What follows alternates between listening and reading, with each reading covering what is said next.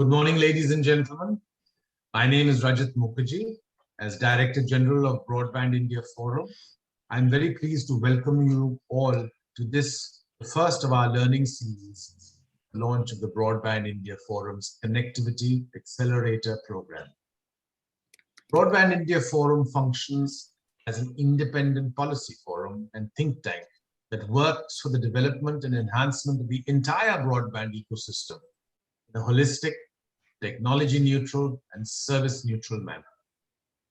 BIF's endeavor is to always promote, support, and enhance all policy, regulatory, and standards initiatives for the proliferation of high-quality broadband in the country, to empower consumers with efficient and economical broadband, and thus realize the true digital India.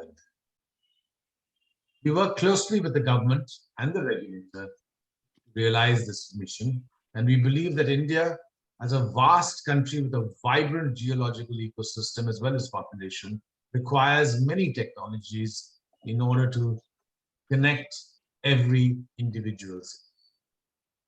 Broadband India Forum's Connectivity Accelerator program has been put in place to facilitate these innovators and entrepreneurs looking to take up implementation and rendering of the PM WANI service. And we are very pleased to have the support of the Department of Telecommunications, and we extend our thanks to the respected secretary and the entire team at DOT. We would also like to recognize the support of Meta in making sure that these learning series continue for the duration that they are planned. PM WANI as a concept, as a service, and as a facilitator for extending broadband services to all will be covered extensively in these. And the speakers coming after me will be expanding further to provide greater detail. I invite the entrepreneurs to visit the Connectivity Accelerator website and register for the program. With this brief message, let me hand over to Mr. Taha Malik, who is going to be moderating today's session. Taha, over to you. Thank you, Mr. Rajat, and thank you for the brief introduction about the program itself. With the advent of PM WANI, we're seeing a colossal shift in the process of proliferating internet connectivity across India. PM WANI scheme, with its endeavor to set up public Wi-Fi, has not only taken a big first step in bringing these significant benefits of internet connectivity to everyone in India, but has revolutionized the business models and technological innovation surrounding internet connectivity. Due to this fact, we now have a lot of innovators, startups providing disruptive innovations. This rise in number has not only amplified the entire process, but also increased the magnitude and the robustness of such connectivity, at the same time keeping the cost low to be able to be used for value across the country. Broadband India Forum brings the BIF Connectivity Accelerator program.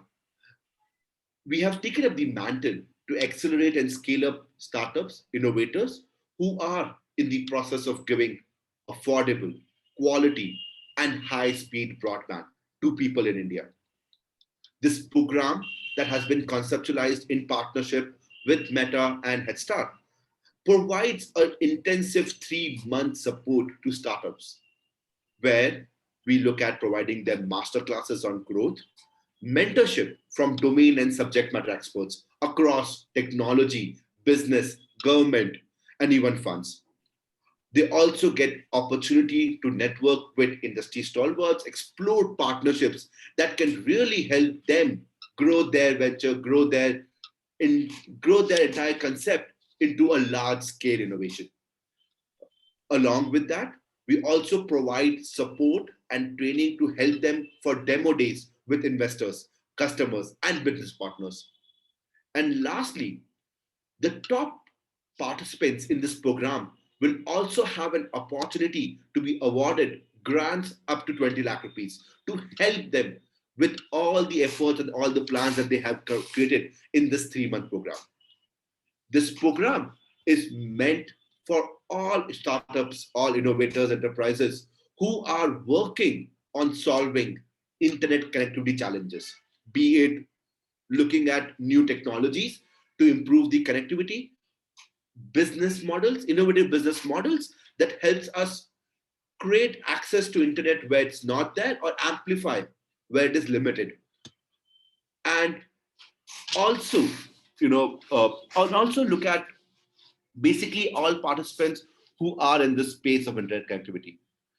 Now, the 4-week program, the learning series as part of BIFCA, has been focused on helping create better awareness and also share some of the key challenges and opportunities that startups and innovators can take on to help in this journey.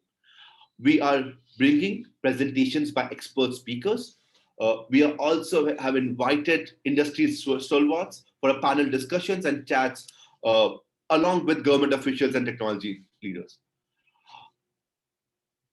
We'll be covering aspects from PM WANI to looking into different business models, to also exploring disruptive technologies and the availability of investment opportunities that are currently present in the internet connectivity that innovators and startup founders can leverage to help grow in this area.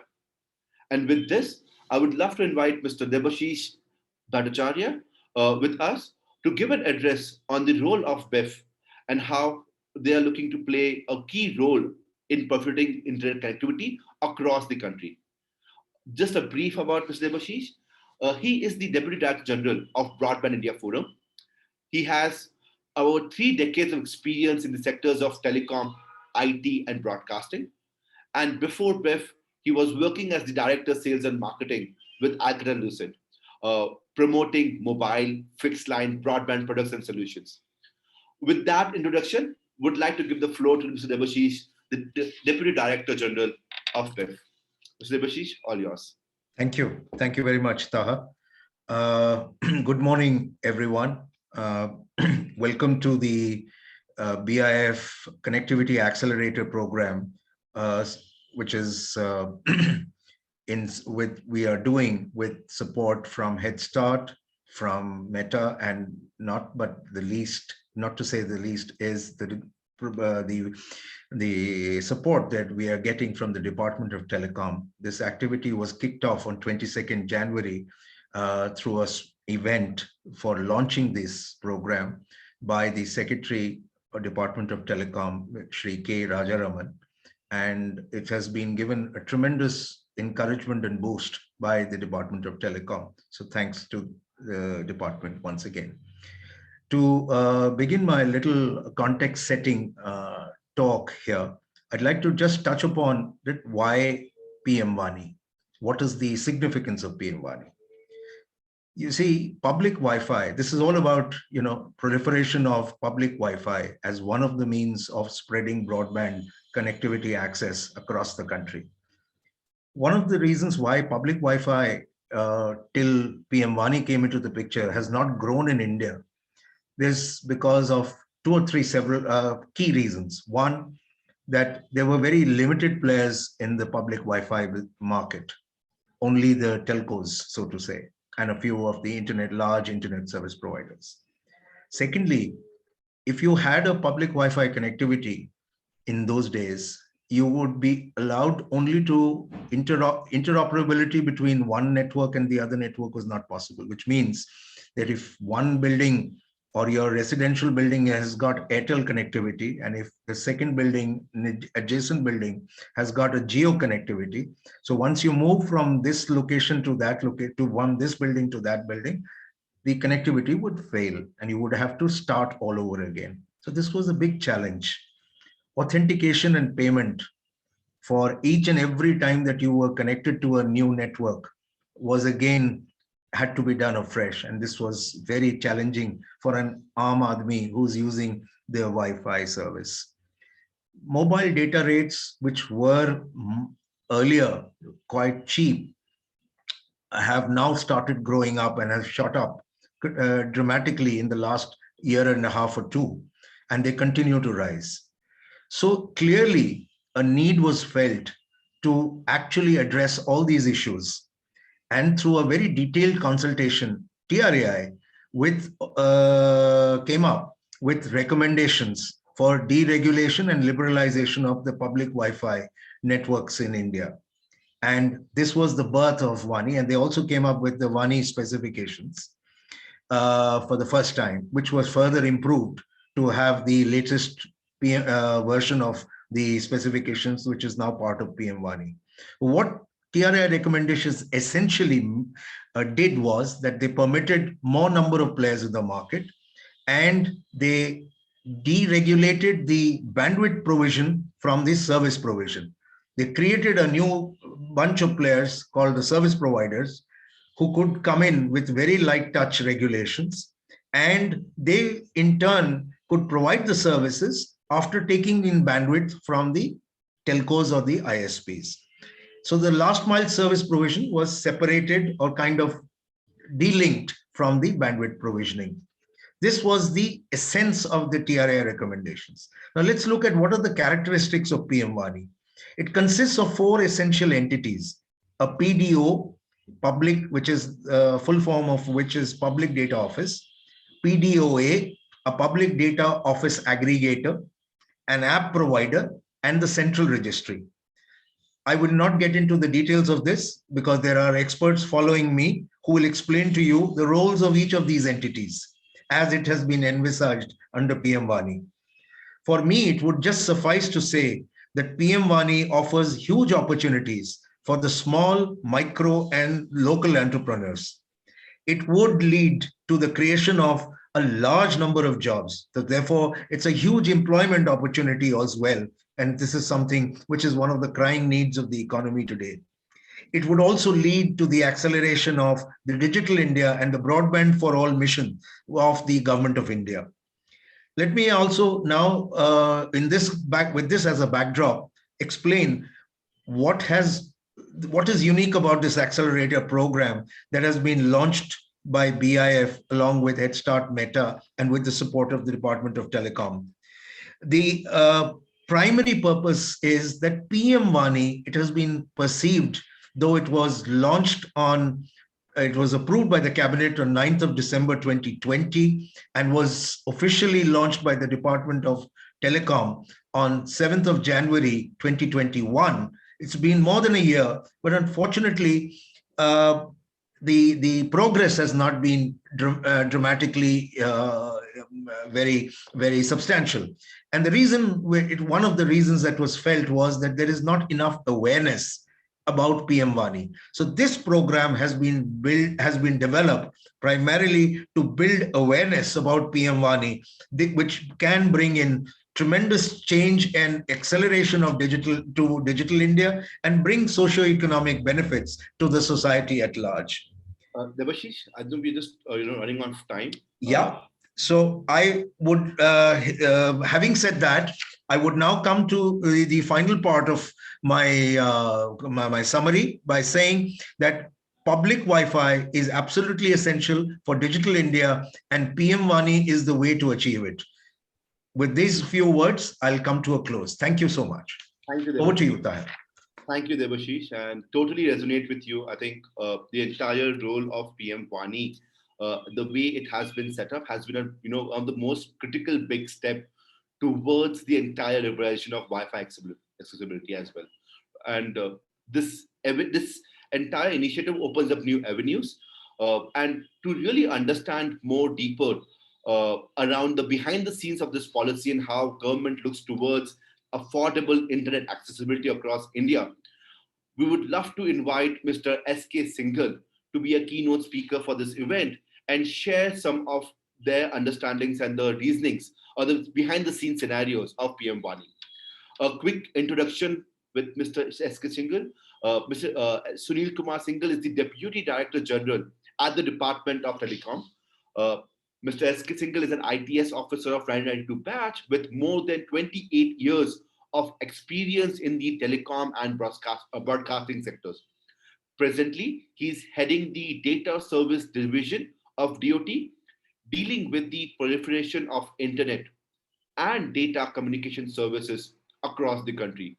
He has earlier served in various capacities, including advisor, TRI, and played an instrumental role in the formulation of the NDCP 2018. With that introduction, we would love to give the stage to Mr. Singhal to commence his address. Mr. Singhal, we are pleased to have you on this session and this platform. Thank you so much for joining us. Thank you, BIF, for inviting me this important initiative which you have started last month. And thank you, Mr. Malik, for introducing me. In fact, Mr. Malik and Mr. Bhattacharya has made my job easier by at least introducing what the PM WANI is and what is the objective of the PM WANI. So I'll not take much time to explain the nitty-gritty of the PM WANI, but the 3 points which I want to emphasize upon is number one, that if we see any major country or major economy across the world,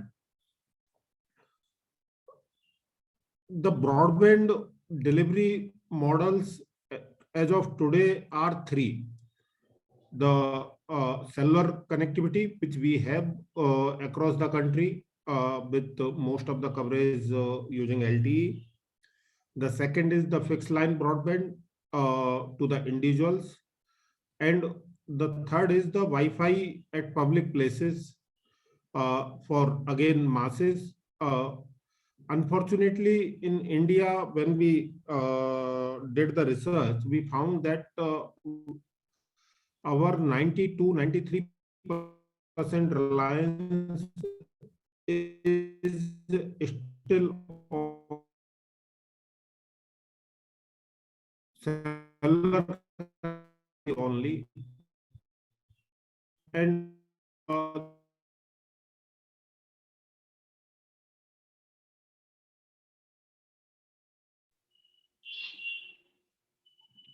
I think there may be some internet issues.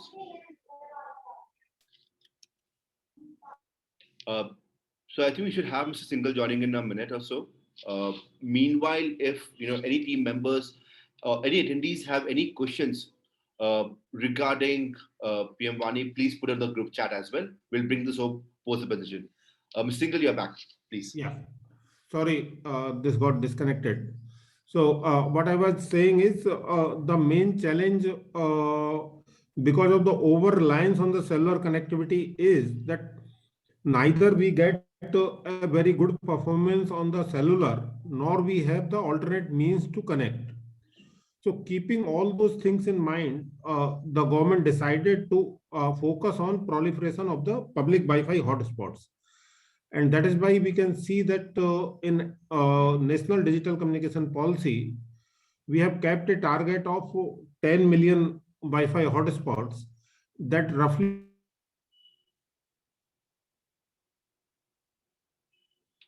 translates to one hotspot kind of visibility we want to see. The second thing is, if we, am I audible? We lost you for a second over there, Mr. Singhal, but you're audible now.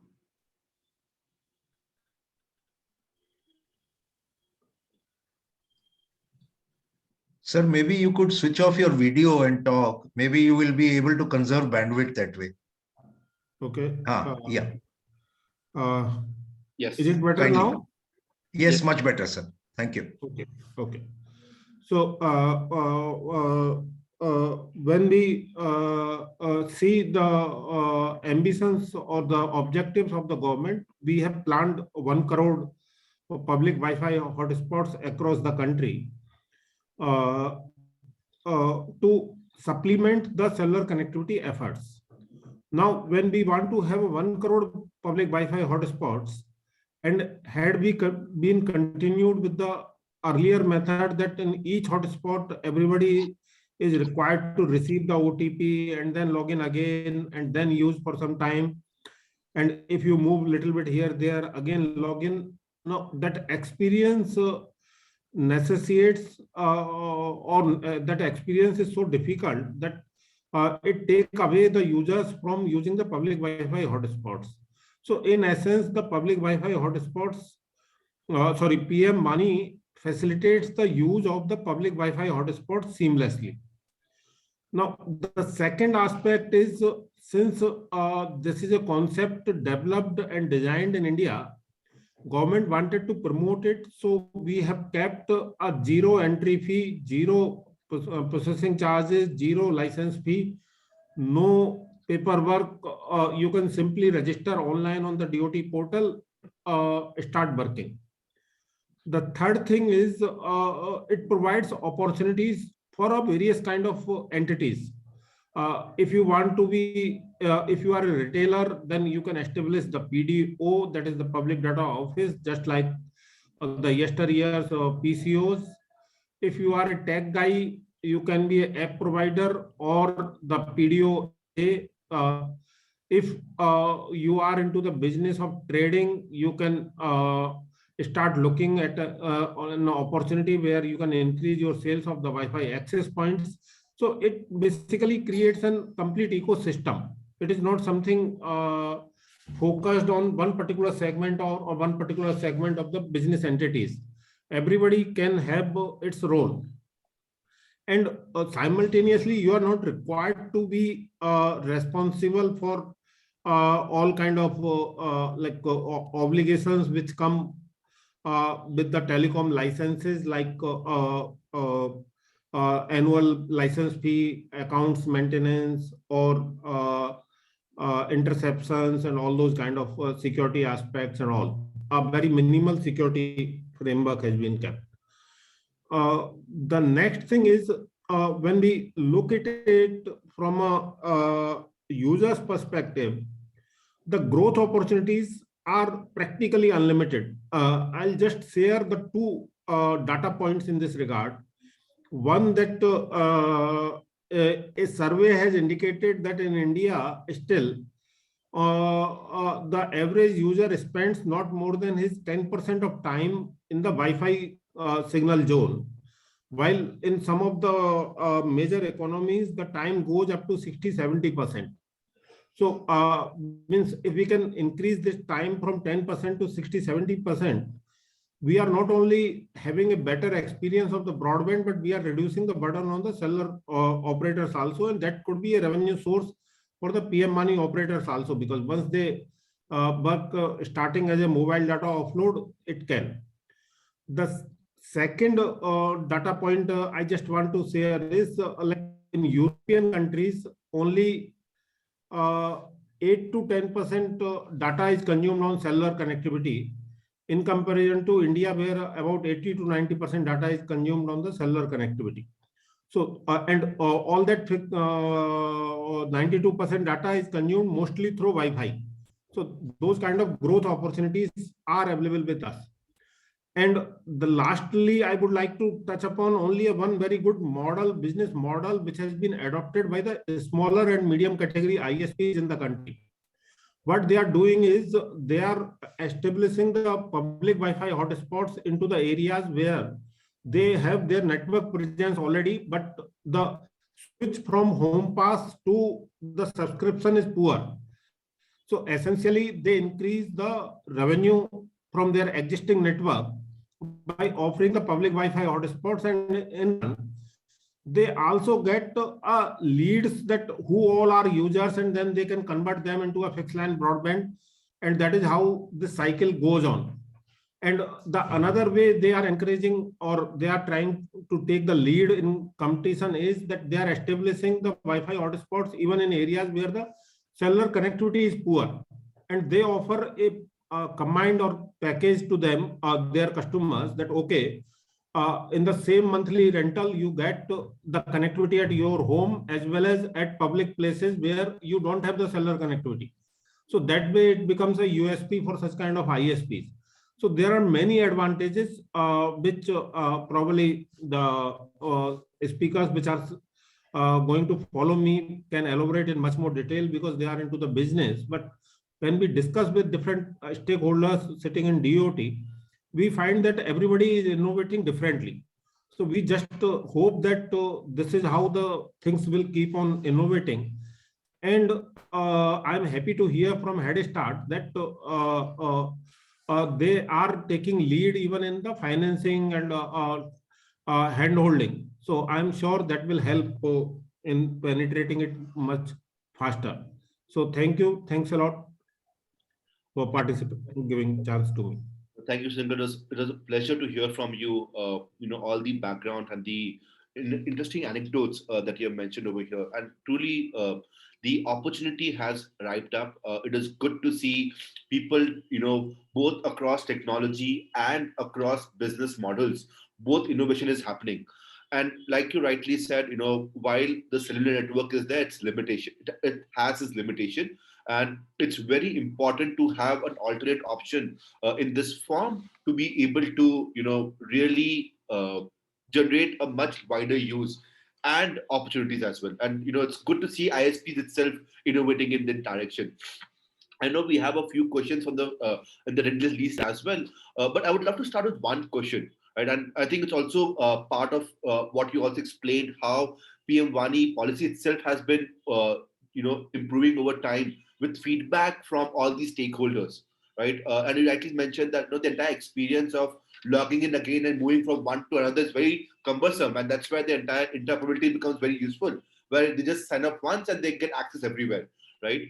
What are other such mediums where PDOs, PDOAs, are members in this entire space who are working towards internet connectivity? If they want to share feedback with DOT around the challenges or areas that could further improve, they could engage with DOT. Any good platforms for that, Mr. Singhal? Thank you, Mr. Malik. Actually, you have raised an important point. And what we are doing is we are in the process of setting up one help desk kind of online help desk kind of a window at the central registry portal itself, pmmani.gov.in. So there any kind of query or any kind of suggestion can be given by the stakeholders, and then the suggestions will be used to means if required bring the newer version of the PM money, as well as to make the processes easier. At the same time, if somebody wants to have query, then those will be replied also. And the second thing also what we are doing is as of now, we already have so many queries. So we have converted those into FAQs, and those are also available at the PM Money portal itself. And the third thing, what I want to do in a month or so, that I want to list all the technology providers details also on the same web page, so that any PDOA who is into the business but does not want to develop its own technology stack, or any access point provider who wants to supply the access points for the integration of PM Money, and the new PDO does not know from where to buy, how to buy, all those details we are ready, or means at least the links of those entities we are ready to put on the central place, so that that PM Money portal, as it is referred as central registry, it becomes central to all ecosystem, not only for the registry purpose, but it becomes central to the all ecosystem. So those processes are already ongoing, and I'm sure that by the end of March, everything will be in place. And through this platform, in fact, I would like to request everyone that if anyone wants to offer its system for establishing the PDO-A or PDO, then or app, they can share the details with the DOT, and we will get in touch with them. And once the details are necessary details are available, we will ask the portal team to post on the portal also. So that is how we intend to develop the whole ecosystem. That's great, Mr. Singhal. I think that's going to be really helpful. We even had one attendee put a comment around the same part of it. I think their request was also on the hardware side. So if, as we're looking to accumulate all the technology service providers, both apps and hardware, I think it's a great way for PDOs and PDOs to access that information and leverage that to increase the network. I think that forum itself that we talked about is going to be great for all the members, all the people who are interested who are already engaging to also interact. And I'm sure that having you in such forums also creates a better visibility to all the members over here. We are short on time. I know you have another meeting as well, but thank you so much, Mr. Singhal, for coming in. We have a few other questions. What we'll do is we'll create an email, send it to you, and also upload those questions on our website as well. So those are covered for all the members as well. But thank you. I'm happy to answer on any query in this regard. And in fact, another channel also we have kept open is like whoever signs signs up as a PDOA, we add him in a WhatsApp group also, so that the things become easier, and there anybody can raise the query and my team answers those queries. Even as of now also that process is going on. So that way means whatever support is required from the government, we are totally committed to. That's so good to hear, Singhal. And I'm sure that that WhatsApp group also is a great way because it just makes it the entire communication channel much smoother, much faster, and also dispersion of information across the group itself. Yeah. Great. So I think with that, would love to thank Mr. Singhal for coming in on this platform and really sharing some of the key insights and good learnings for all the panel members itself over here. Now, so as we go further into PM WANI and that understood the government's background and the government's vision, achieving 1 crore public hotspots, that's a big task, and it requires an engagement, it requires a contribution from every single member to make that possible in a more effective way. Now that we have understood that, I think it's also important to understand into the much deeper aspect of PM WANI. Exactly how does it work? How stakeholders like consumers, public data offices, public data office aggregators are leveraging value through these schemes. For that discussion, we have Mr. Manohar K. Raja, Executive Director of Redtel and one of the most prominent members of the PM WANI ecosystem. Thank you, Mr. Raja, for joining us over here. Just a brief introduction about Mr. Raja. Mr. Manohar Raja is the Executive Director of Railtel Corporations. He has conceived, designed, and implemented the first 139 services for railway information, which has rated among the top 10 ideas which turned the railways around. The passenger information service, which was a cost center to railways, was converted to a model which could self-finance, scale, and provide better service to passengers. Mr. Raja has also created a collaborative platform for broadband delivery called Railwire. The service empowers local cable operators, entrepreneurs to deliver broadband and increase their ARPU while opening up B2C opportunities for Railtel. The service currently has about 1 lakh plus subscribers to 2,500 partners and growing.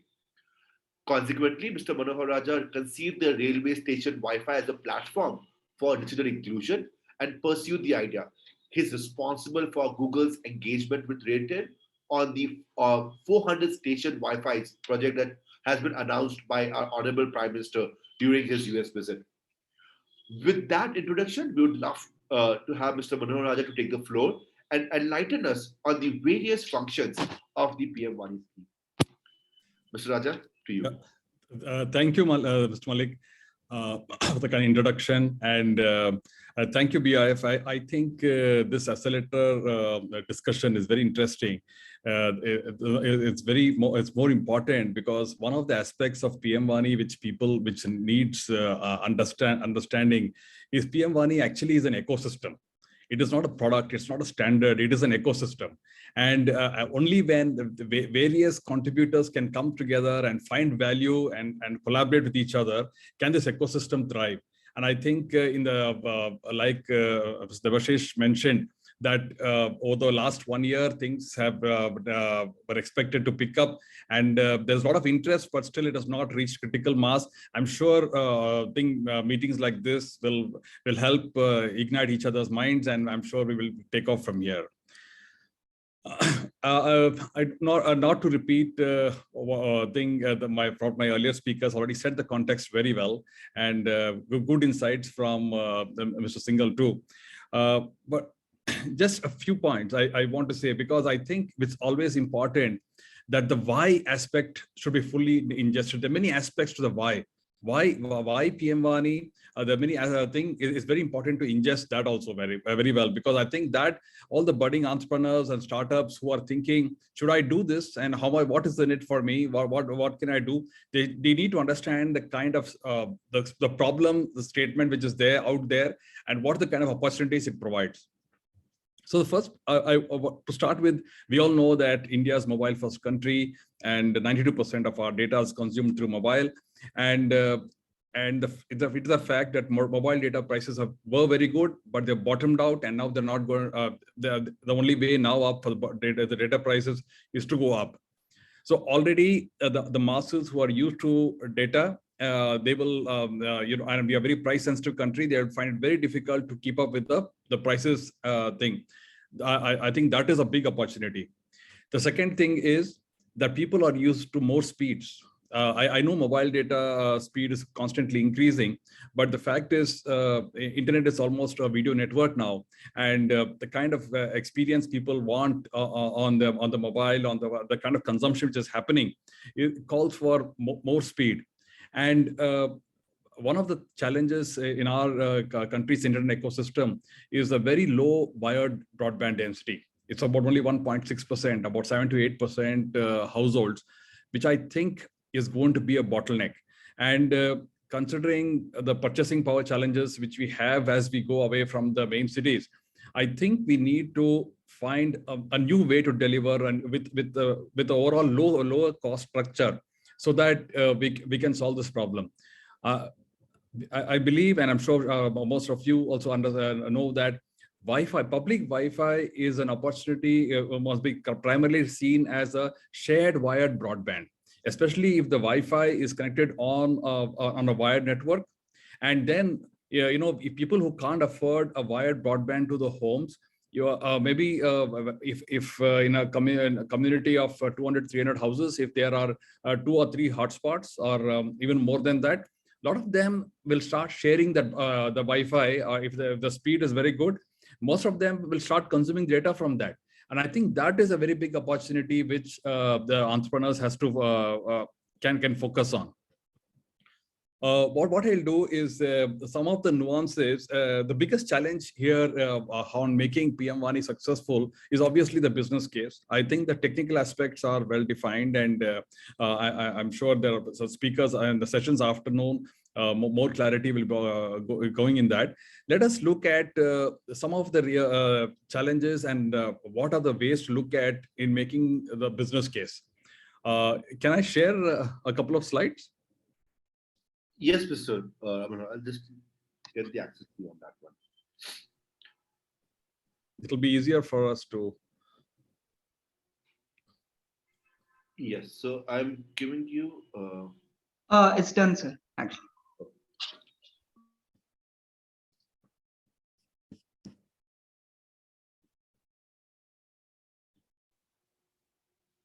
Do you have the share access now, Mr. Manohar? I think so. I think it's not coming up.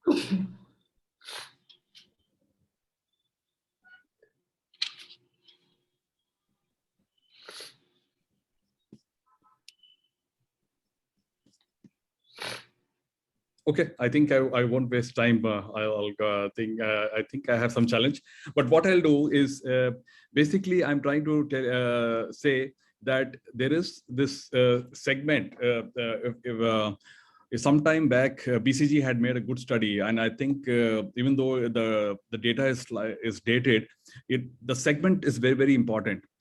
We have the segment wherein we have affluent users in the rural areas.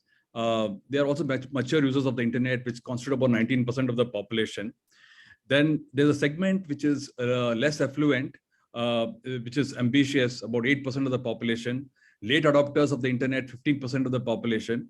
But most importantly, there's a next wave of 36%. Most of them are unemployed. They're students, and sometimes farm laborers, farm workers.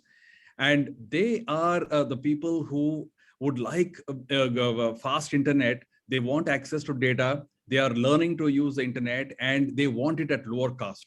So this is a very large segment of population. If we can build that ecosystem running, I'm sure we would be able to get this our WANI thing really getting to critical mass. Another thing, a central idea for getting this business, our business model right, is the fact that I think some of these diagrams are interesting, and I'll just make one more attempt to share that. What you could do is, if you can just email us the document as well, I can have my team. Oh, that will be very good. I'll just send it to you. Shall I send it to Debashish? Yes, that works.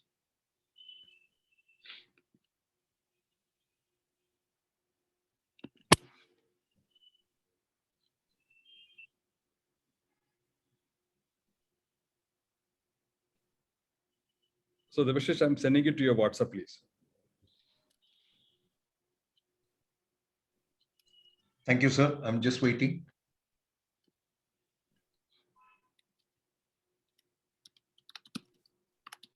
So I think while we get Yes. Okay. So what we are saying, what we are talking about is the opportunity is how can we capture more of the value chain, the internet value chain. If you see the Paytms and the OTT content players are able to capture the value chain, but unless you the last mile, the PM WANI operator is able to capture some of that value chain, there's always going to be a challenge in making the business model work, because access network, how low can you sell the data? You can sell it, what will be the right point to sell?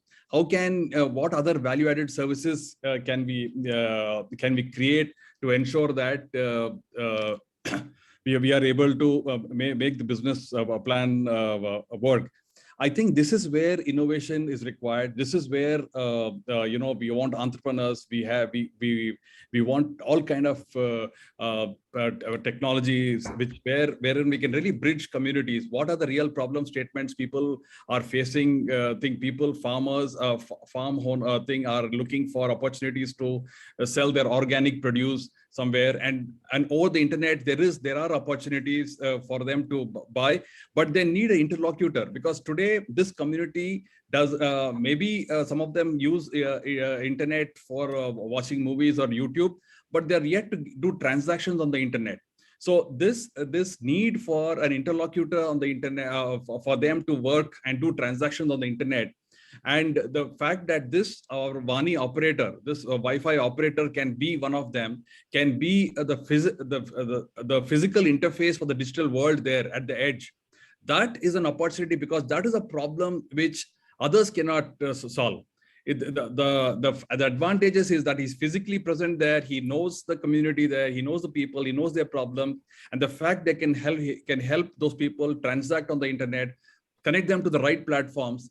And on the other side, the upstream platforms which are trying to reach such communities, he can also be the person who can connect the right communities to them.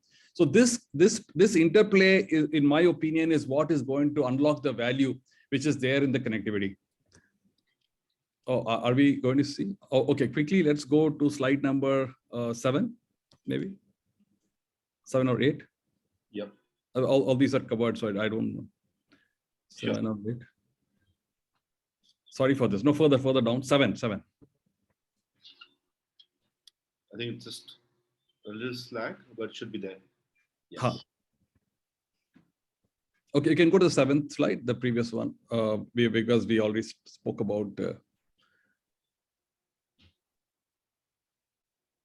Can you able to see the screen? Yeah, this is fine. So, Yeah. so what we are saying is, when you look at, if we rely only on data, you're going to be competing with the big boys, and there will always there are aspects of data selling which are beyond the WANI operator's control.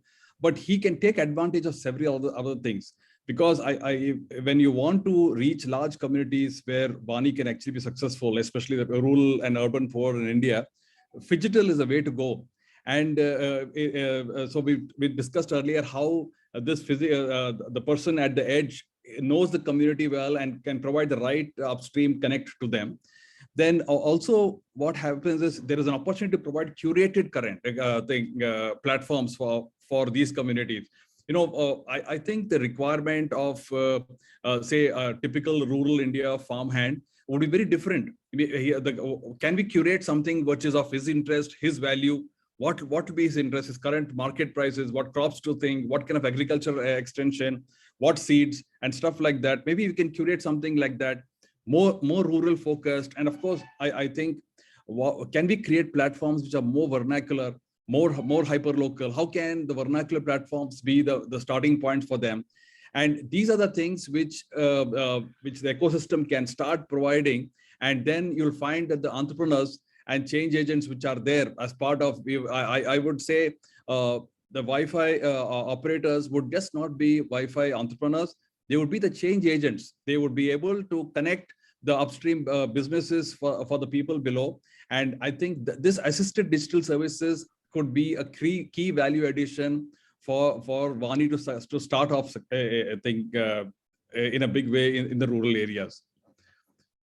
And of course, for the technologists and the people who are building OTT platforms for various things, rural areas, fintech, agriculture, dairy, fisheries, horticulture, you name it. If once whatever applications which are there on the internet, they also need access to specific communities whom they don't know how to reach. They can't reach through typical advertisement platforms, but they can reach these entrepreneurs, and the entrepreneurs know how to reach them. I think that value sharing also will help this connect a very strong network. Can we go to the next slide, please? Okay, I was just saying, so I was trying to show, this looks like a busy slide, but it's a very important slide for people who want to invest in this thing. Is this is a huge number. 36% of rural population, they are new to internet, intend to use the internet in the future. Okay, and they are very price sensitive. They are largely unemployed, or they're students, and the farm labor thing. This 36 plus 8%. And the late adopters, 15%. This is a large segment of the population, which can, once you have a thriving WANI ecosystem, they will be the main stakeholders and main users for this. And I saw, because many of our colleagues and friends in the urban ecosystem keep thinking, who would want to use public Wi-Fi?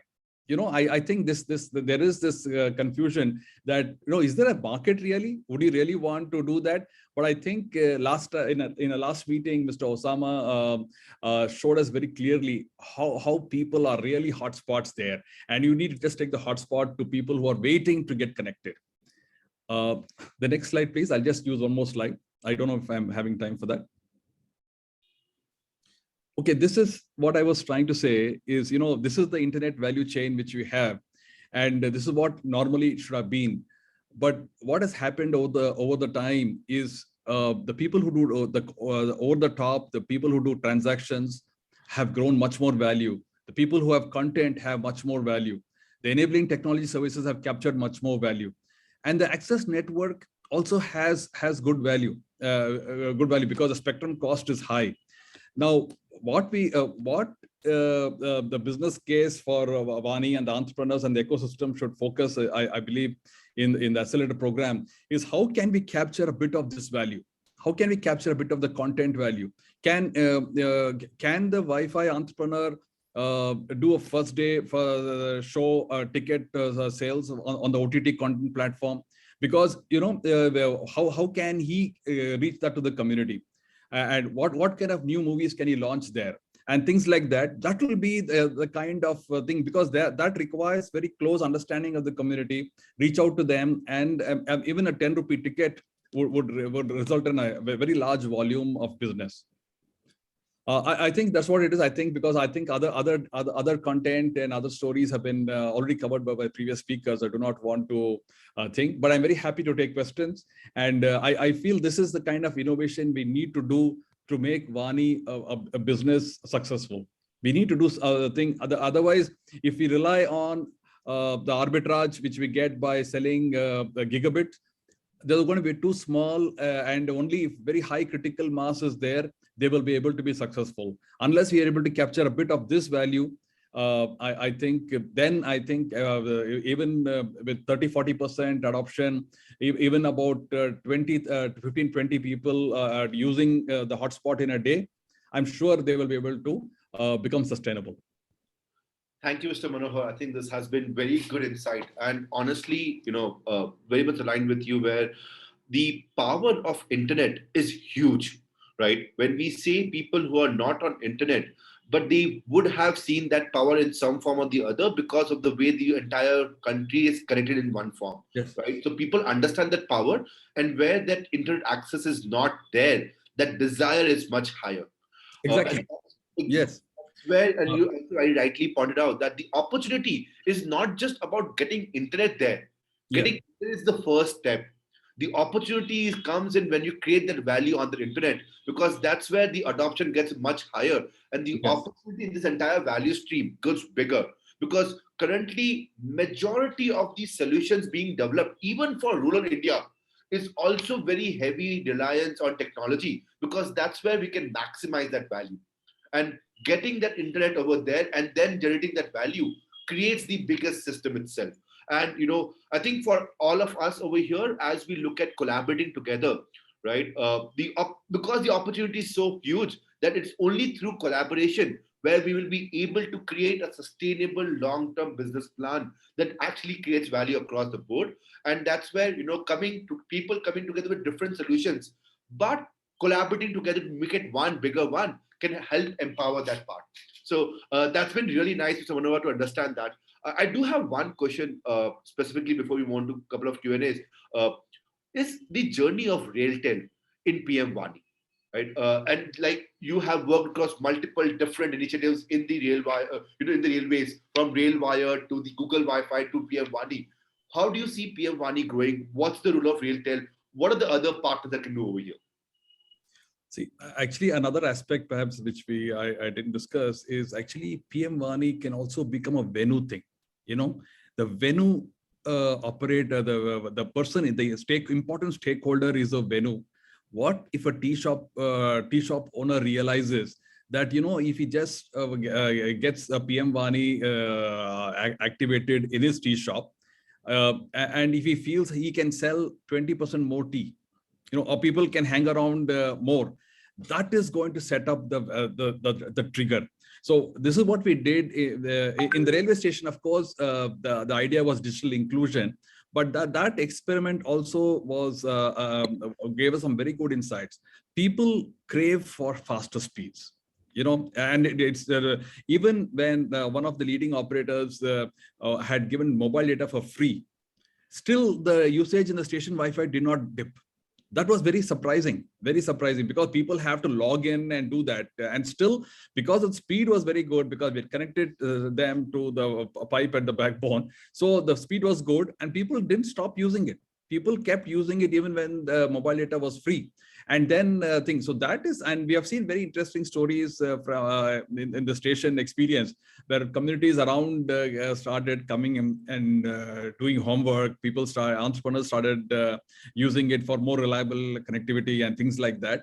So very good insight. So a lot of things, that shows the power of the internet itself. It's not about Wi-Fi. It is just that if you can give good, reliable connectivity, good speed, people can consume it like anything.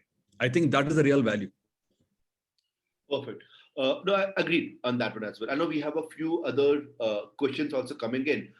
We have one question from Mr. Mukesh around the challenges. That's something that we're going to talk about in the next session, especially with other founders. But Mr. Manohar, if you want to highlight some of the insights on, what are the challenges that you currently have seen PDOs or PDOAs currently facing in the PM WANI segment? I think it's a thing. It is just an emerging standard. People are just trying to understand what it takes. So we believe that we have PM WANI enabled all our hotspots. Okay, and we are yet to see people start using it like that. Okay, people come and prefer and log in and do it. I think the app ecosystem has to develop. It is a chicken and egg story, because I think if a sufficient number of hotspots are there everywhere, then everybody benefits. The network effect start playing around, and everybody benefits. So I think while we are very enthusiastic, and we think that the PM-WANI program is going to revolutionize how public Wi-Fi actually, whatever the challenges of public Wi-Fi, I think PM-WANI tries to address all of them. Perhaps in the next version, roaming would be a very key feature. I think if people, even though it's slightly more complex feature, but perhaps a clearinghouse and a thing, people who say buy 100 GB should be able to use it anywhere. By 1 terabyte should be able to use it anywhere. I think that would be a big game changer for usage. And then also people would know that they don't have to rely on the same community. People would just use it. Passerbys would use it. The venues would start thinking that say the coffee shops and tea shops or the hotels would think, okay, we have a PM-WANI enabled thing here. And so people would think that that cost of setting up that Wi-Fi network would be easily offset by that. If sufficient number of people, if the ecosystem develops, I think we need to get there. No, perfect. I think it's a journey. It's a journey in the right direction, and that's why it's also important that all these stakeholders are actually, calling it out as a journey and wanting to work together, which is exactly the thought process and the mindset required to make that as a more fledgling ecosystem itself. I know we are over time, but thank you so much, Mr. Raja, for coming in and sharing all your insights over here. And with that, I would love to move on to the next session. And that next session is also very interesting because we are going to hear from the PDOAs, from the pioneers in the PM-WANI ecosystem on how they have actually worked in the system right now. And as we have talked about, even with Mr. Singhal, Mr. Debashish, and Mr. Manohar Raja as well, the entire focus of PM-WANI has been to leverage the micro entrepreneurs. It's to leverage the existing business owners, giving them the opportunity to now use their venue, use their place for a bigger purpose, bigger value, increasing the value for them, but at the same time, increasing the value for consumers or users in that region. It's a great thing because that basically helps us create much wider network. And that's also the entire benefit of PM-WANI itself that has generated over here. To learn more, I think it's best to learn directly from the horse's mouth, where we have people who have actually done that and ran through the entire journey, talk about the experiences, on-ground experiences, the challenges, the opportunities, the achievements this program has made. And with that, I would love to invite all the panelists and the moderator. Firstly, Mr. Saurabh Chaube. Mr. Saurabh Chaube is the General Manager of IIT Mandi Catalyst. Before joining IIT Mandi, he headed the Atal Incubation Center at Great Lakes Balachandran Incubator in South India, in Chennai, as CEO, which was one of the Niti Aayog's Atal Incubation Center.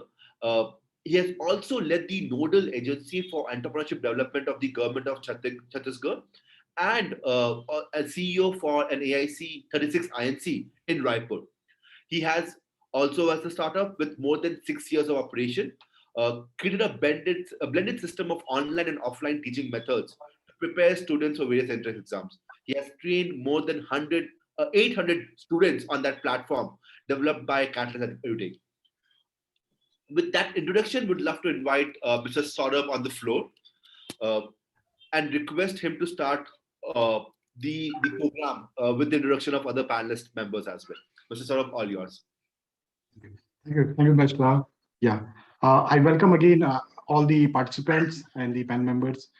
We hear the Singhal sir and the Raja sir about the PM-WANI scheme. And am I audible? Yes, I am. Okay, sure. Thank you, sir. I think so. I think so. I don't know. If I'm not, then. Sure. I will be. No, I'm signed in 2 places, so I don't know if I'm a panelist. If I can be promoted as a panelist. You're the panelist now, sir. Actually, we can hear you. Oh, great. Okay. Sure. Awesome. Okay, sir. Welcome, Mr. Sai, and welcome all the panel member. I will go to all the our panel members. So as we discuss the government policies of PM WANI, the various functions, ecosystem, and the value engine of the PM WANI scheme, now it is time for us to discuss the implementation of PM WANI. For that, we have with us the front runners in this ecosystem who will be sharing with us their journey, the ground realities, the effects, the challenges, and how to overcome them. So we are doing this as a panel discussion. Uh, I would now like to invite the our reputed panel members.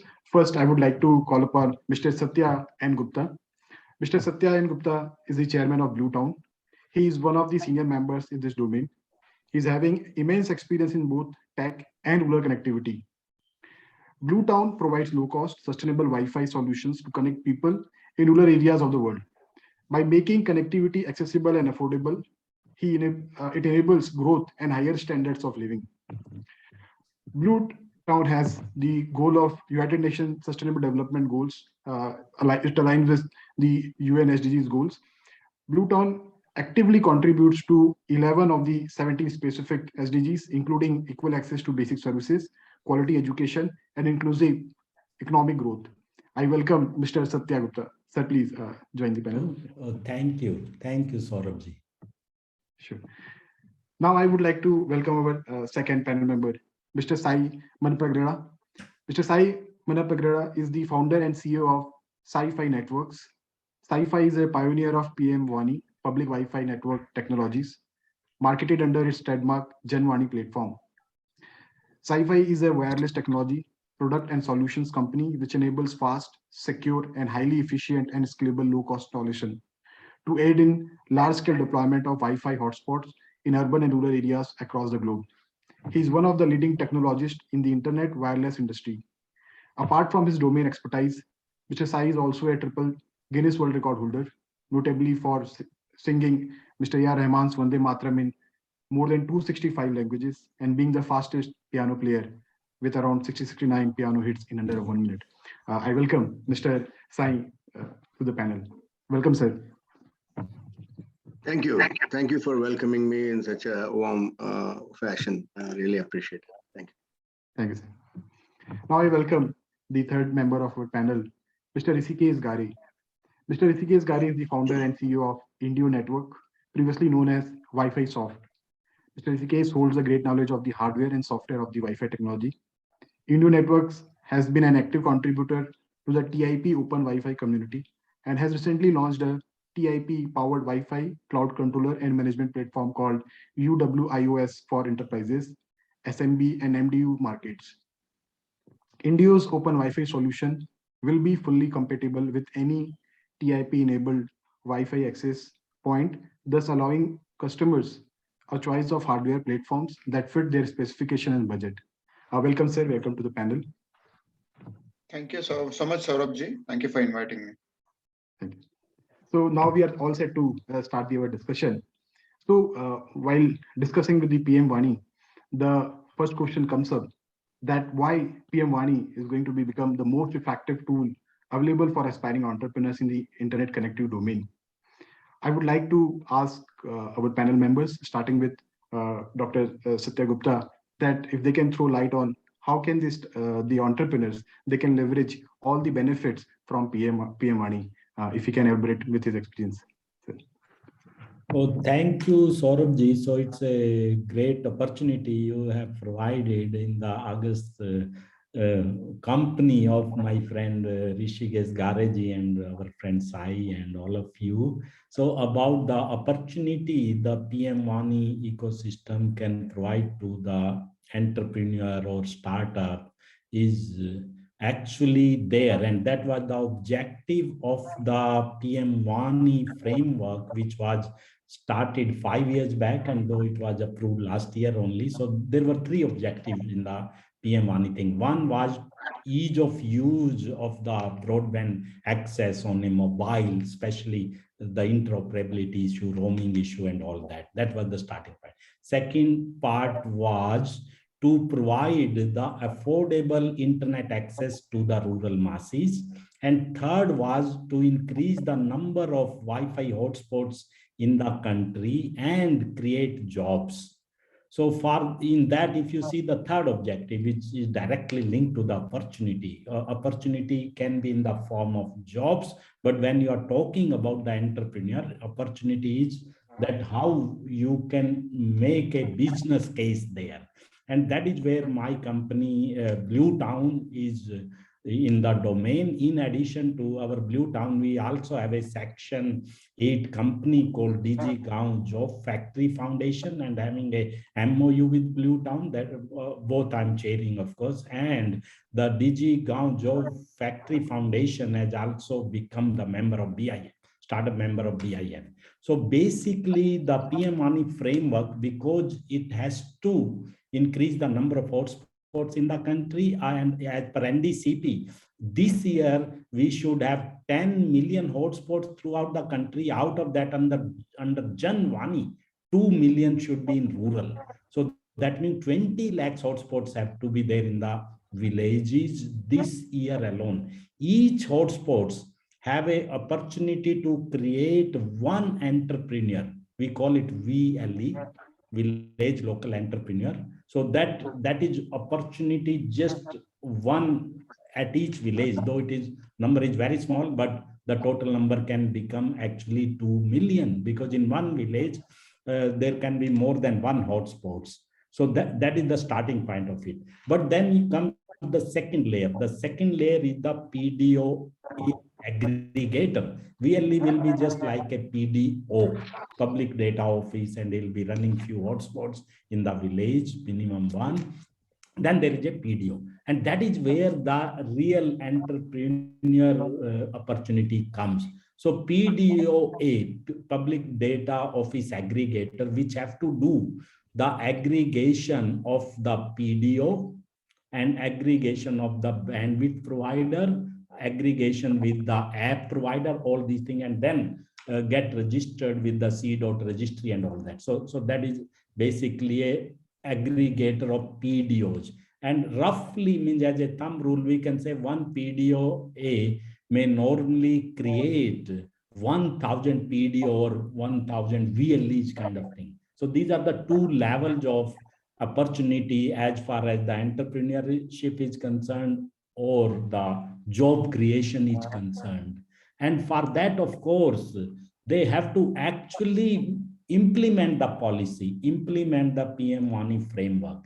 And that is where the work has to be done. Opportunities are also there and challenges are also there. A lot of challenges were also mentioned. So what will happen here is each village, you have to select at least one fellow who has an entrepreneur mindset, a startup mindset, who is maybe little bit qualified, but not a technical engineer or a business degree. And that have to be skilled actually, in fact, multi-skilled.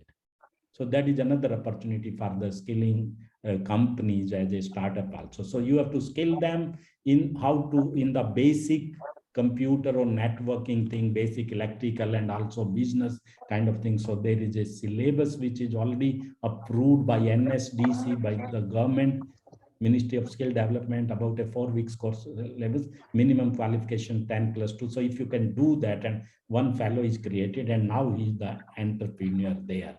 And then he has to get registered to a PDOA or aligned to a PDOA, whatever you call it. And the PDOA then will actually empower him. He will also bring the back, although it will be brought by the telcos or ISP, but the all commercial agreement will have to be done by PDOA with the backhaul provider, which is a TSP in any case, TSP ISP. Because TSP ISP cannot deal with each fellow in the village, neither the villager can have a agreement and all that and paying in advance and then. So that is the opportunity for PDOA, for the aggregation will be there to bring everything together actually. And then, of course, I'm just now talking of the pure connectivity part where I'm concentrating. My business model is called Hotspot as a Managed Service. The Hotspot as a Managed Service also, we were also a startup actually, and we are still a startup where we brought this before PM WANI came actually. Hotspot as a managed service. The purpose was to bring the connectivity in the rural village under the mission of connecting the unconnected. So what we did is we created the hotspot, and for backhaul we tied up with the telcos, and luckily it was government telco, BBNL, BSNL, Railtel, Mr. Manor Raja, as you have heard already. So these were there. So we told them, you have the backhaul, you have some infrastructure which is either idling or not getting marketed, and we have the people who want to use it because we have identified unconnected people. So we can bring them together. Whatever investment is required in between, we will do it, and let's do it as a business. So that is where the concept of managed hotspot service provider came actually. So we use the existing infrastructure of the telcos without paying anything upfront to them. So we used it, we invested in the hotspot, we trained the guy there, and he became a VLE. And that is how the end-to-end connectivity was given to the villagers through this framework, hotspot as a managed service. So it actually now it is down-tailed into the PM WANI framework. And the advantage of PM WANI brought to us is, one was that arbitrage kind of thing which Manor Raja was talking, that 8%, that AGR is not applicable now. If VLE collects the money, first he is allowed to collect the money. In our model, it was not allowed. The money will go to the telco, then it will come back to us, our share. But now we can collect, my VLE can collect. So he becomes a sort of micro operator. So without breaking the rule or law, he does not have to pay 8%. So that is what we are now making use of this facility. And with that, I think on top of that, now a platform is created. And then what Manor Raja mentioned, then a lot of other things can be done. I'm not in that domain, but I'm going to what is called a local cloud now. I'll be putting a small storage thing, local cloud, which will be on the tower itself.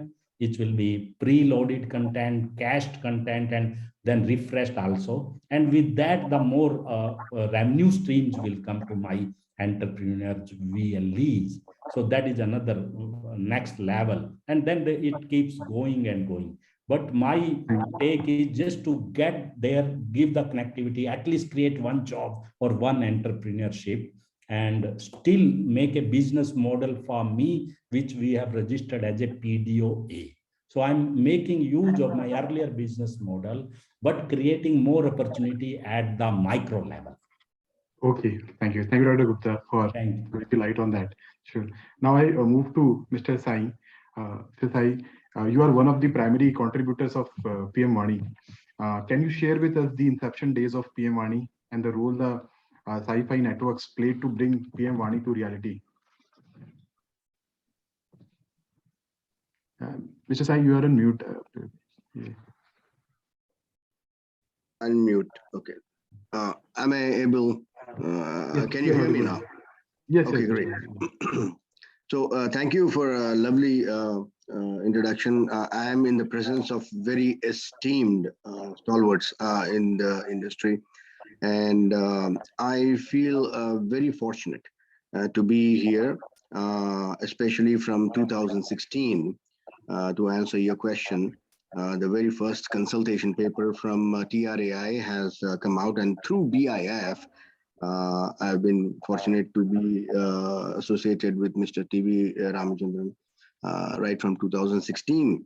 And when the proliferation, when the consultation paper came out, it was proliferation of Wi-Fi in India. What are the challenges and how can we address them? We, through BIF and Sci-Fi, were able to put up architecture to solve the various problems that we are talking about today, that PM WANI solves. The name WANI was coined, Wi-Fi Access Network Interface, by Sci-Fi, and then presented in an architecture on 30th of June 2016 to TRAI. And then a lot of deliberations happened. Industry experts came together, and we talked to a lot of people, including the ISP providers, the TSP providers, the hardware manufacturers, the app providers, and also the internet local cable operators. And there was subsequently in 2017 trial that was organized by TRAI, and we were fortunate to be part of that trial. And then there were a few other companies also, and successfully proved that this concept will work. Like my good friend, Mr. S.N. Gupta, and also Mr. Manohar Raja have mentioned, PM1E has a lot of potential. When 2017, when after the successful trial happened, 2018 and 19, not much happened, but Sci-Fi has continued to install a lot of hotspots based on what we call at that time as WANI, and it's a trademark. We are still continuing it. And in Noida, Gurgaon, Delhi, Mumbai, and Hyderabad, we have been able to put up some hotspots and then try it out and actually go to the end users and find out how much they are going to be paying for it. Will they be paying for it? You know, a lot of questions here. I mean, we can sit here and discuss a lot of things about whether it is going to be accepted when the cellular services are available or not. But actually going to the ground and actually finding out these things has been a very, very enlightening experience for us. And during that time in 2019 and 20, our journey continued with Railtel. We partnered with Railtel. Mr. Manohar Raja was, I consider him as a very, highly talented visionary to actually look at it even before PM1E has been, passed by the cabinet and also been launched by DOT. So even before that, we have done under WANI with Railtel all the 18,000 hotspots. We have integrated with their AAA systems, and that was a very good journey. And then, lo and behold, 2020, December 9th, PM1E was passed through the cabinet, and that was a milestone in Indian history when it comes to broadband internet. And this is not one person or one company or a set of people. It is the entire industry that actually made it happen. A lot of credit also goes to BIF. And we together after that, now we know that it has been 1 year and people are expecting results. And then we come into the challenges of it. So what are the challenges? What are, why is it not taking off? First of all, what is PM1E, the framework itself? Why is this authentication, the WANI app token, the WANI PDOA token, the app server, the PDOA server, and the app itself, why are they important is something that has to be grasped still by the industry. And I say it very humbly in the sense that when we approach a problem, and when we see a solution in the market, we usually think about how can that solution help my existing business model, rather than thinking, how can I adapt my business model to this new solution? So the revolutionary PM1E solution, we have to think about it as something that we have to adapt to, rather than trying to see how it will benefit our existing business model. So this is where I think the biggest disconnect is in the industry today. That's one of the things from the industry adopters themselves. As far as the end users are concerned, they are very happy. They say, you give me 2 GB per day, but it expires in a day. That is not something I'm going to sign up for. So you have to have unlimited validity. Okay, that's one of the things that they want. They are okay to pay 10 rupees for 2 GB, which is 5 rupees per GB, which is much less than what Reliance gives today as 11 rupees per GB, or BSNL for 9 rupees per GB. So we are very competitive.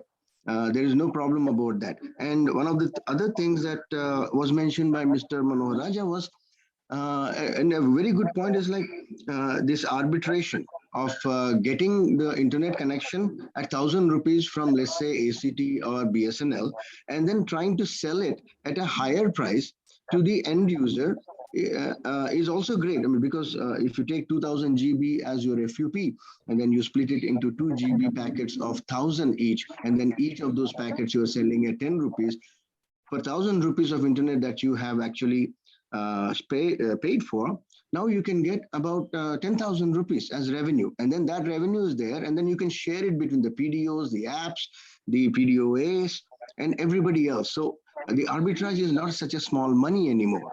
And why we know this is because I want to point out very humbly, last 3 months, we have been having continuous webinars with people who have showed interest as PDOs. And these PDOs are actually registered PDOs in the DOT, C. Portal.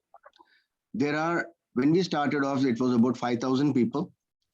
A month ago, it was 8,000 people. Today, we see 15,000 people who are signed up as potential PDOs. The interest, and when we talk to these people from the last 3 months, we have done, we've actually gone to the ground level, right? And that's what I want to explain here.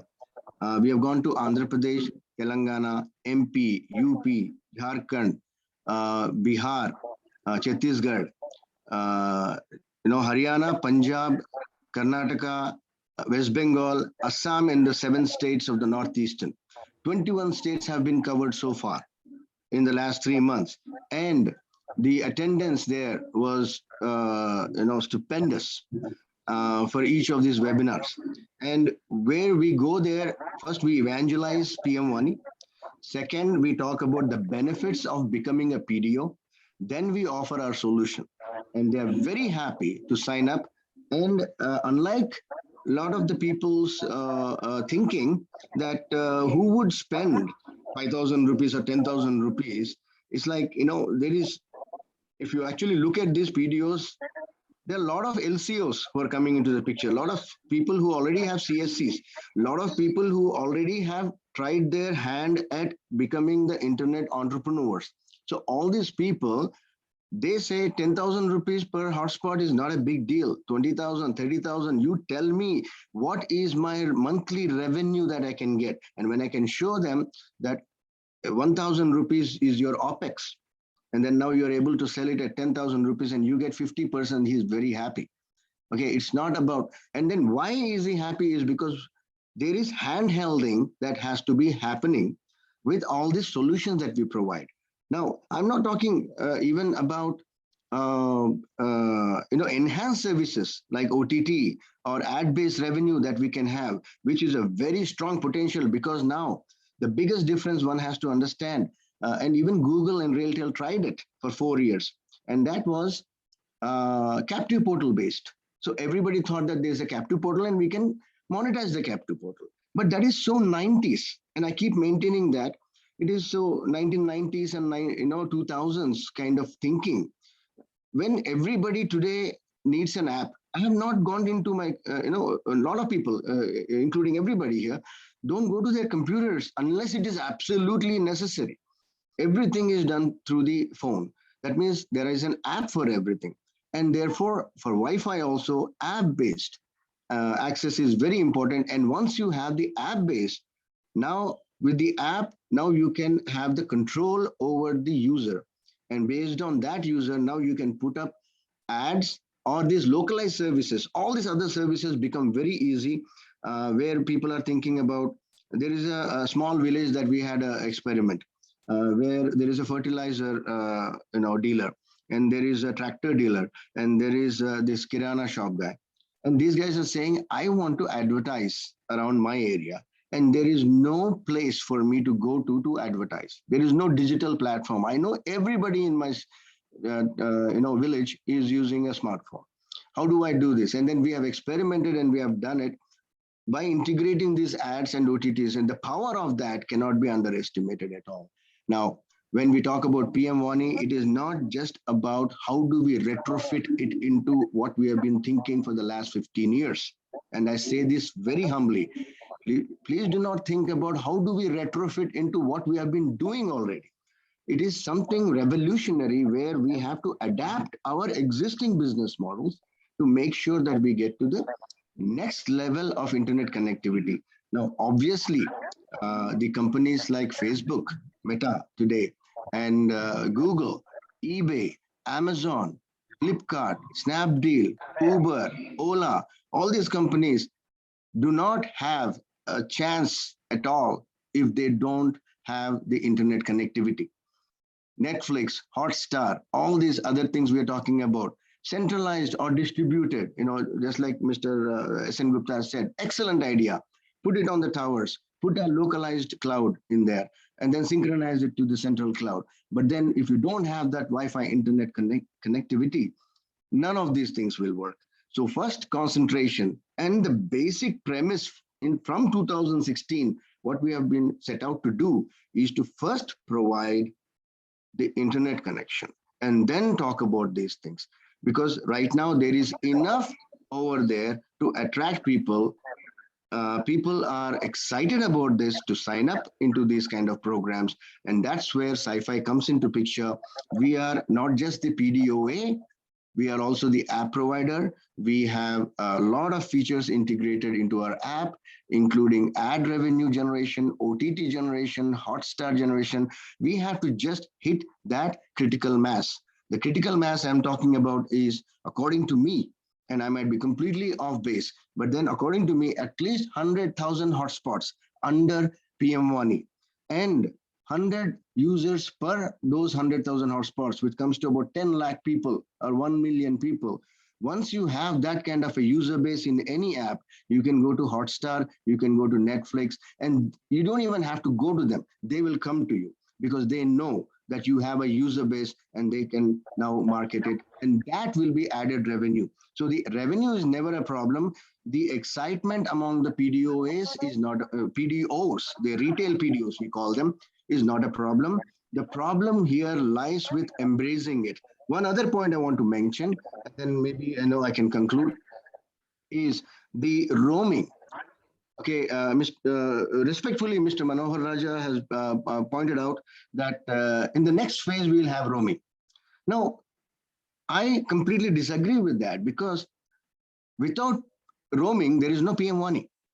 PM1E was designed for roaming, which means one app comes in, you download it, you have the eKYC with the app provider, you go to one PDO, you don't have to do any more eKYC, you go to another PDO, and then it does it. What he might have meant, I think, is paid Wi-Fi portability. Now, when you pay it in one network, how can that be portable? Now, that is not part of the PM1E architecture. That is the innovation that we need to think about. That is where the industry experts like, if you really want to do something for PM1E, then let's have a group of people who will think about how do we work together to make sure that this paid Wi-Fi portability is going to be applied to this PM1E. The roaming part of it, which is like you don't have to sign in and get an internet access. What happens usually right now is in our network, when a user downloads a user app, he connects to the network. Once he connects to the network, he's not even given a landing page. He's automatically authenticated without AAA, right? And he gets a seamless internet connectivity. He just needs an app. He doesn't even have to land on a landing page. That is the biggest deterrent that we wanted to solve through PM1E. And once that has happened, however, in PM1E, when you go from Sci-Fi app, you go to, let's say, a Railtel network, then what happens is you do the PM1E authentication, everything is done, but you land on a landing page. Once you land on the landing page, then all bets are off. That means the user now has to either think about free, whatever. So you're going back to where we were earlier. So we have to make sure that the user experience is now the paramount here. Okay, the user experience is very paramount, and you have to think about how do we do this.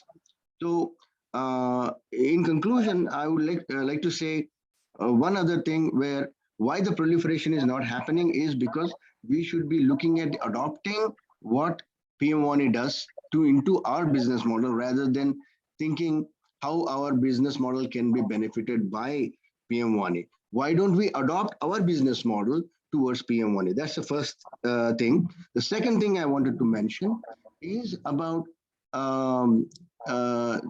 the actual ground reality is that people are excited to come and partner with us, even with arbitrage that we're talking about.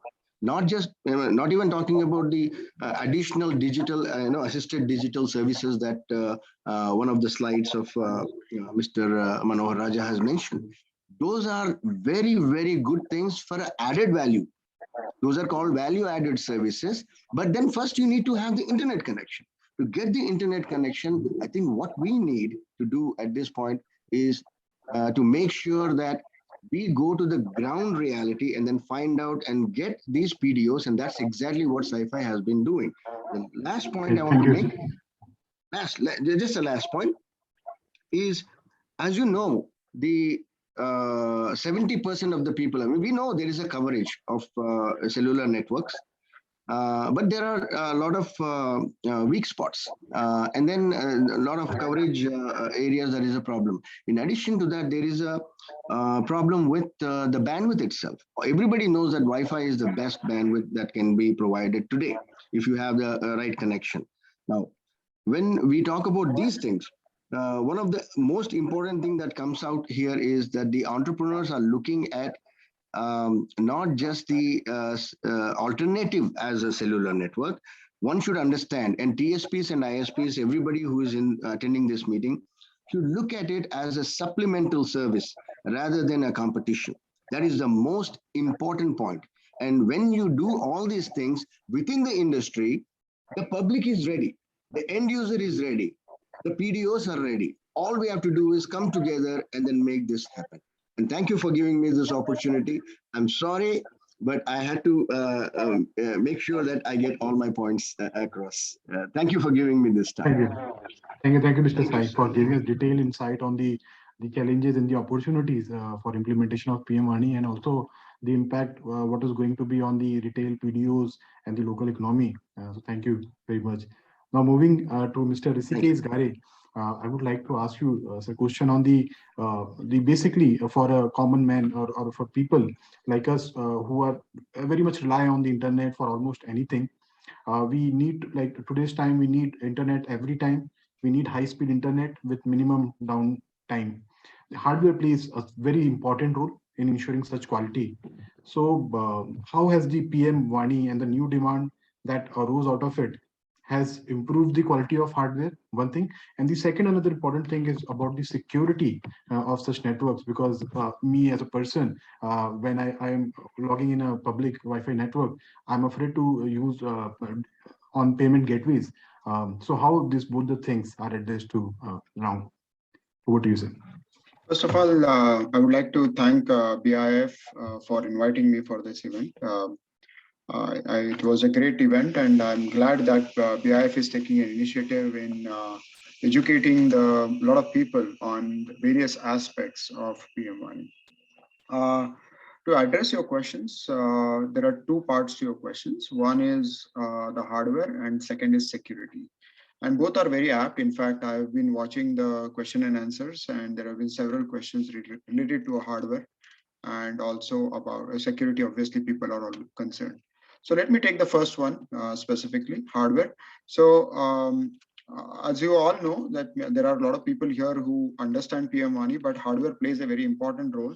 Now, there have been a lot of misconceptions about hardware to be used on PM1E. So our answer to that is you can use a hardware which is providing what is called an hotspot services on the PM1E application or for PM1E projects. What is this hotspot? Hotspot is basically a concept where users are, any end user is first blocked from internet access before they get onto the internet, and there is some sort of authentication. The authentication can be implemented through various means. So PM1E has defined a framework. It is called a token-based framework that is used for authentication. In the past, as Mr. Sai has mentioned, there was a captive portal-based authentication, and there are new authentication schemes that are coming up. We are part of several initiatives worldwide. One is called Wireless Broadband Alliance, which is kind of promoting a new a new system called open roaming, which is going to be based on certificates and few other things. So there, as you can see that the authentication can be anything, but the hardware has to do one of the most important functions of ensuring that the right kind of users connect to only the persons who are authorized to use the PM1 network, right? So in terms of the hardware, so it means that the hotspot functionality needs to be provided by the OEMs who supply for PM1 hardware, and there are a lot of different OEMs. Some of them, like us, we are Indian made, means Indian OEMs, and obviously there are international OEMs. We likes of Cisco, Aruba, Ruckus, Cambium. You name it. There is a big list of hardware vendors who provide these functionality. Now, one of the challenges with this third-party hardware is basically that these guys, they don't have, if you go to Cisco, Aruba, they don't have a PM1 enabled access point or something like that, right? It is all that has to be enabled by a tech company, a company like us, who understands this framework and has a compatible system. So although you can use a Cisco or a Ruckus access point, you have to ensure that the correct software stack is used so that you will enable PM1 on these networks. That's number one.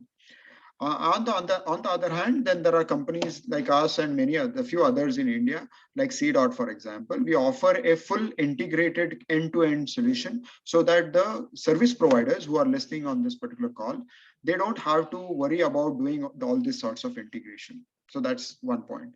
So hardware, to answer some of the questions that have been raised, any hardware that supports the captive portal or I will not call captive portal, but authentication functionality can be used for PM1. Now, to address your second part of your question about security, which is very paramount for any user, I think it's quite natural for people to not use their credit cards and so on. It's important that the PM1 framework provides maybe cashless or credit card-less transactions. So there are now wallet systems coming into, UPI-based systems are there, which are primarily going to get used, according to me. Secondly, there is another option which is now prevalent in Africa, where we are doing a lot of projects. Again, public Wi-Fi projects, where it's called a credit-based system. So where actual transactions are done in cash with the PDO, but there is no credit card, there is no personal information or data that is being processed. It is you pay something to the PDO, and the PDO will recharge your account through a mobile app called reseller app. So there are multiple avenues through which you can get protected. Now, the other important aspect of it, what happens to my data? Right, the data that gets collected, you register with your mobile number, your name, and so on.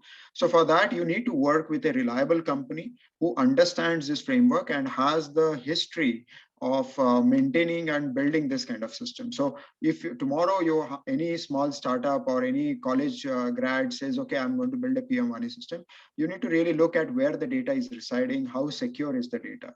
So all the operators who are listening on this session, you will have to ensure that you work with the companies who understand this framework, understand what is public Wi-Fi, and are able to secure your data.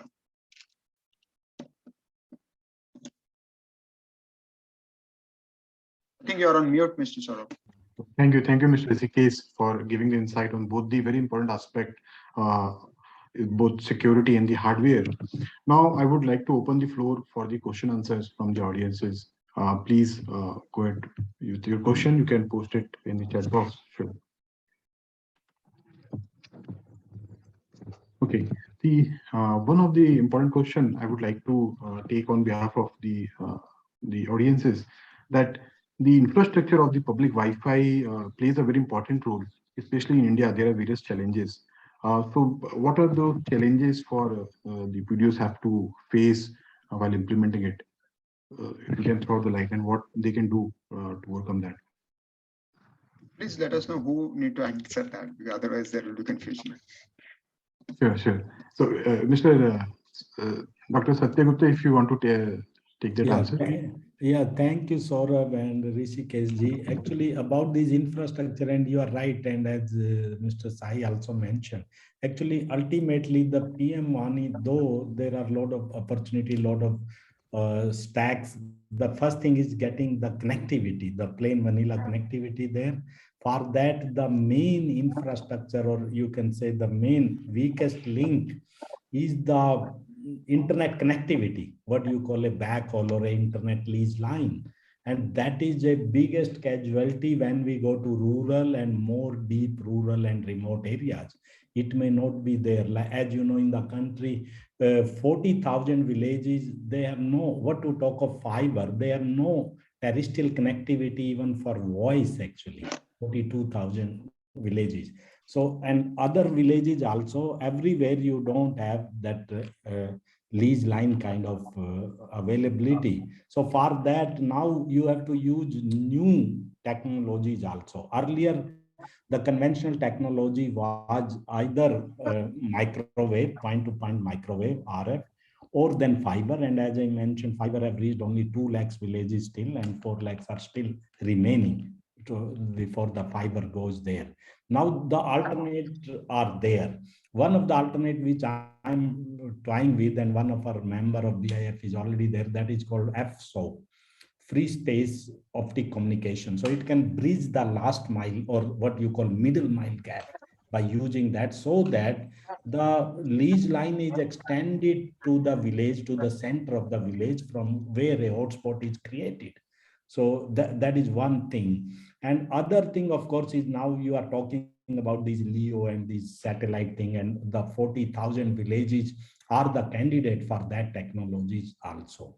And it is not only just one, like the conventional technology of one carrier only, if you use, so you need a backup. Normally there should be redundancy or a backup, either 2 carriers thing should be there, or 2 media should be there actually. So that is another thing. So you have to have, according to me, 2 alternate technologies to deliver the reliable connectivity to the village. That is the main part of the infrastructure which have to be addressed, and without that, everything else will not happen. Thank you, Dr. Gupta.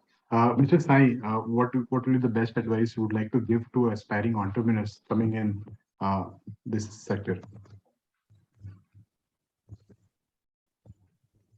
Mr. Sai, you are on mute. Please. Get me again. Okay, there you are. For the aspiring entrepreneurs in the space of PM1E PDO,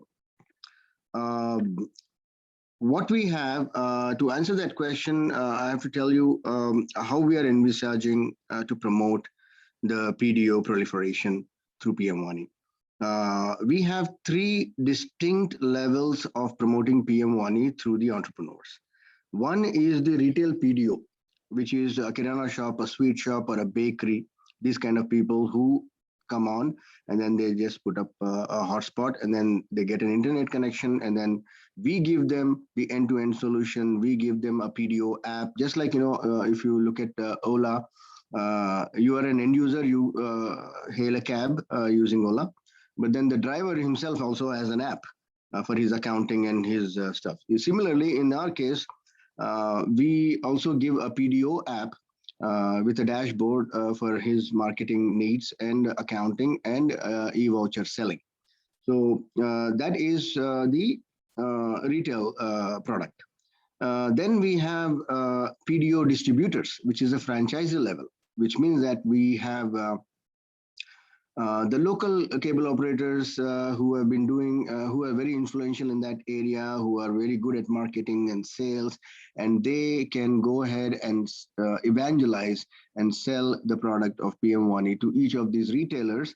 And then they onboard the retailers, and based on that, they get a revenue share when they onboard. At the same time, they also have the duties and responsibilities of making sure they're the single point of contact for installation or any of the issues that they have over there. However, we have a cloud management system for all of the trouble tickets that if there is any problem to solve those things. But from the PDO distributor point of view, he gets this revenues for onboarding the end PDO user retailers, and at the same time also gets a very hefty percentage of return for every month for maintaining each of those PDOs. Okay, so that is a very franchisee level. The third level is looking at the what we call as super PDO.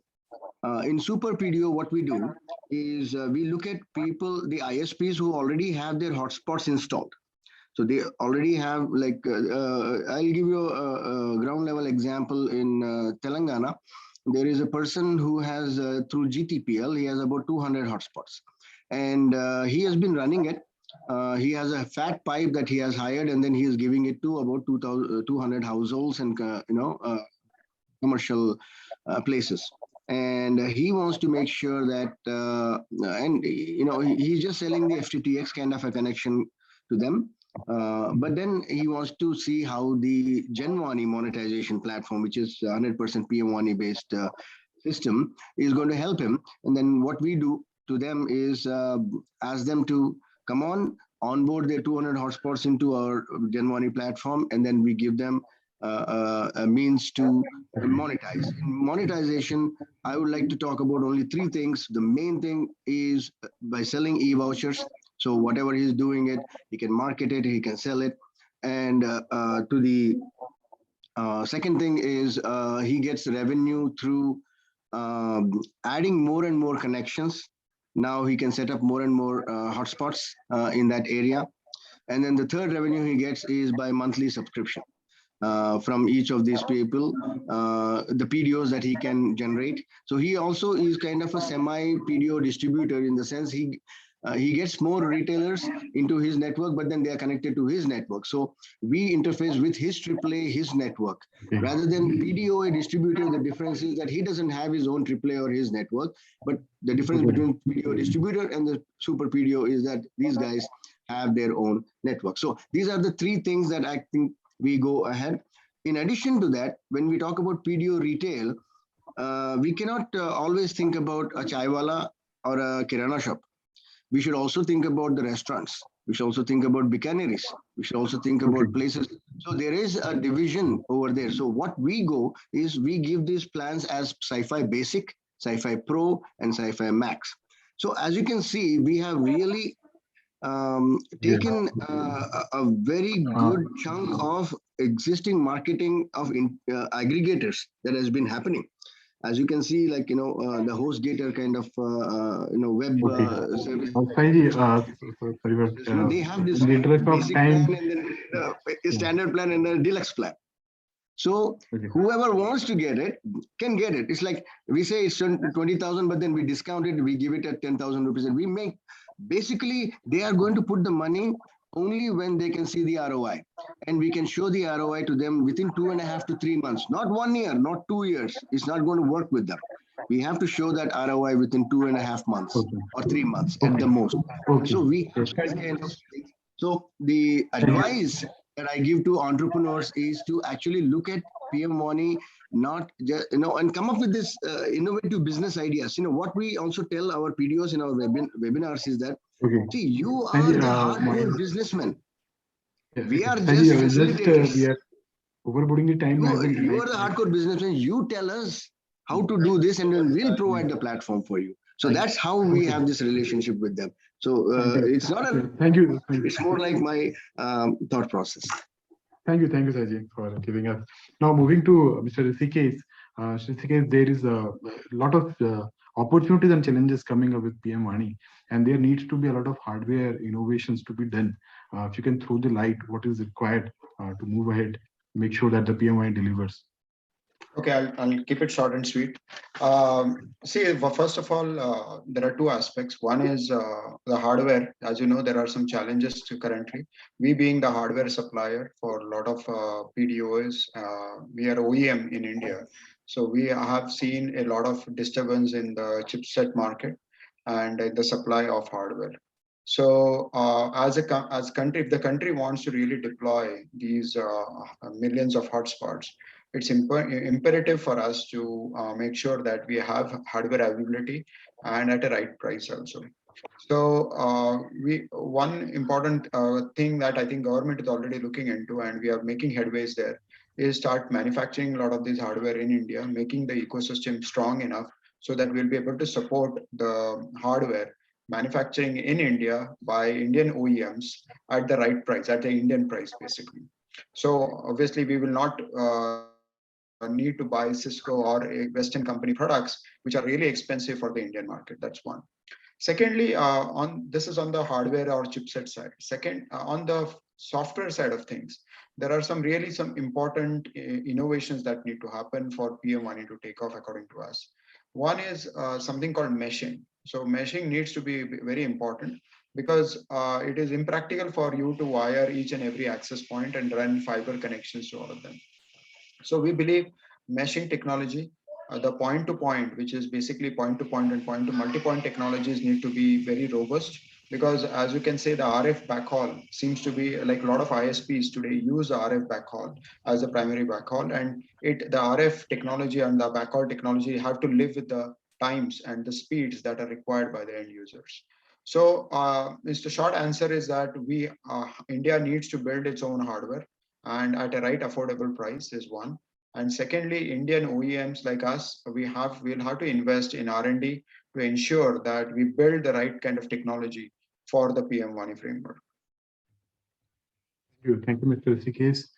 Thank you all the panel members for giving insight on PM1.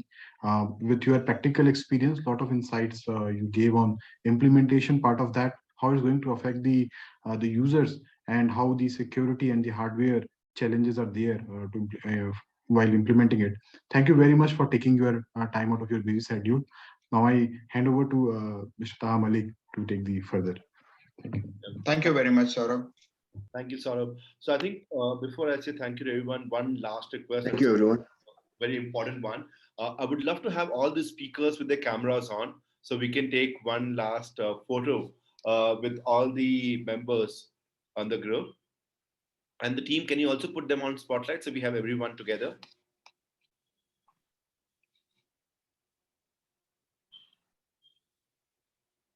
Mr. Manohar as well. Let me know when we're ready. Sure. I think we're waiting for Mr. Manohar. Hopefully, joins in a minute or so. But we have all the panelists, all the speakers on the forum over here. Yes. So thank you everyone for coming in for this discussion.